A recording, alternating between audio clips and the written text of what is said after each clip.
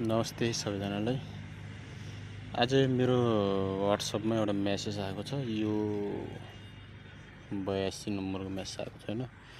यसमा भनेको चाहिँ नेपाली जनताको लागि नयाँ प्रधानमन्त्रीले 30,000 रुपैयाँ दिने हो भनेर भनेको छ हैन। पढ्नु होला आफैले। यसमा थिच्नु अनि के माग्छ के भन्छ हैन। त्यो गरेपछि अनि नम्बर माग्ने अनि ब्याङ्क एकाउन्टहरु यताउता के न के प्रोसेस होला नि त, यसको ह्याक हुने यताउता होला हैन। मेरोमा आएको छ अनि मैले त्यसलाई गालीसाली दिएँ हैन।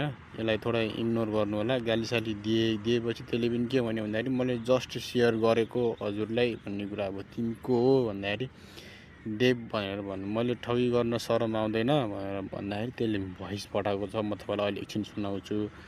तर भन्न चाहेको कुरा के भन्दाखेरि कोही भाइहरू अब त्यस्तै केटाहरू छन् हैन। हामी त अब इन्डियामा छौँ। मैले भिडियोहरू पहिले हेरेको थिएँ, मैले थाहा पाएको पनि थिएँ यस्तो हुन्छ अरे भनेर। तर यो स्क्यामर नै हो हैन। स्क्यामर नै हो। सबैजना सतर्क रहनु होला। यसरी क्लिक नगर्नु होला। मेरोमा आएको छ त्यही भएर मैले तपाईलाई भनेको मात्रै हो हैन। अब यो जो भाइले पठायो, यो जो भाइ पठाएको मलाई चिन्छ होला चिन्दैन त्यो मलाई थाहा छैन। उले पनि पठायो मलाई हैन। उले पठाए पनि मलाई एउटा पठाउनु पर्ने हो के, एउटा पठाउनु पर्ने हो। त्यसले त उले त मलाई धेरै पठाइरह नि त, 5 वटा पठाइरह। यही भाइ हो कि के हो। तर यो भाइले पनि के भनेको छ सुनौँ है। अरे ठगी गरेको होइन कि जस्ट ट्राई हानेको। मलाई पनि यस्तै सेयर गरेको थियो, त्यही भएर मैले तिमीलाई सेयर गरिदिएको। फेक रहेछ, नगर्नु। फेक हो। यसले फेक हो, आफैले फेक हो भनेछ। नबुझ्ने भइदिएको भए, नथाहा पाएको भइदिएको क्लिक गरेको भइदिएको भए त हुन्थ्यो।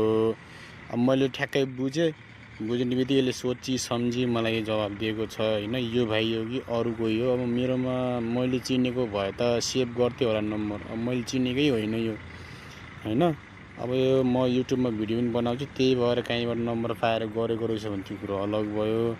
तर सबैजना सतर्क रहनु होला। अब देश सङ्कटमा छ, देश उसमा छ अनि सब जलेर राख भइसक्यो।